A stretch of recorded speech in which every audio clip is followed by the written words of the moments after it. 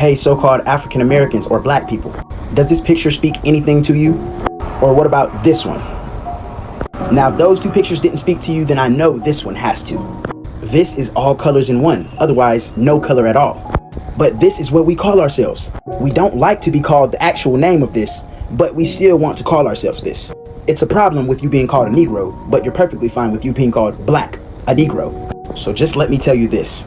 Black was the very last thing that we were called. And just like black is no color, if you classify as black, they do not see you as a human. And who is they? Well, the people who run the world. And this is why us black people are on the lowest pedestal in the whole entire world. And this is just one reason why we gotta stop calling ourselves black. Blackness isn't a representation of evilness or being dead. It's actually a representation of the beginning in the original, because he mentioned how it's all colors in one. With that being said, being black and identifying with the terminology black in a metaphysical, in a alchemist perspective, you understand that you are the original people. You are 9 ether beings, triple blackness. So when you represent yourself as being black, from a metaphysical and a alchemist perspective, you are the original. So when you are black people, it's a representation of you are the original people. But here, we're dealing with the basis of identity. And as we understand, black people have lost their knowledge of self. They have lost their identity because it was taken away from them during slavery. So now you have this identity crisis in America where you have black people that don't know what and who to identify with.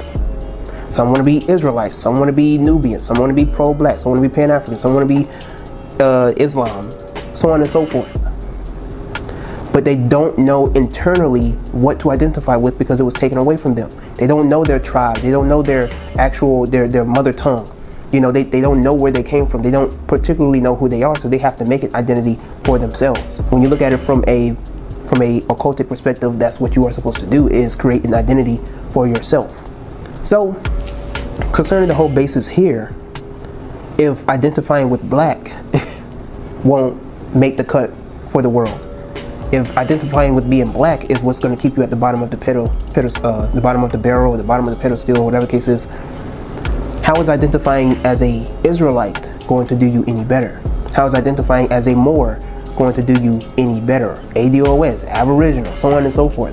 It's not about what you identify with, it's how you cooperate yourself. Take LGBT for an example. Now you can make fun of their terminology and their names and their labels all you want, but nonetheless, they created an identity for themselves and they created a movement for themselves. And as a result of that, now they have controlled certain avenues or certain outlets of media to the point where you cannot talk to them a certain type of way. You cannot speak about them a certain type of way.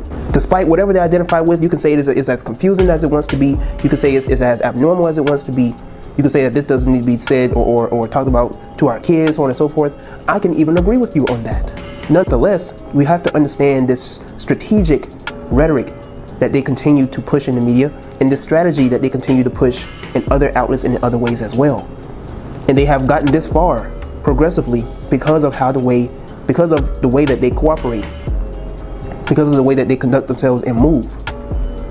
Now, if you want to have respect for yourselves, I would say individually, you have to do better for yourself, because trying to grab us as a whole is not going to do it.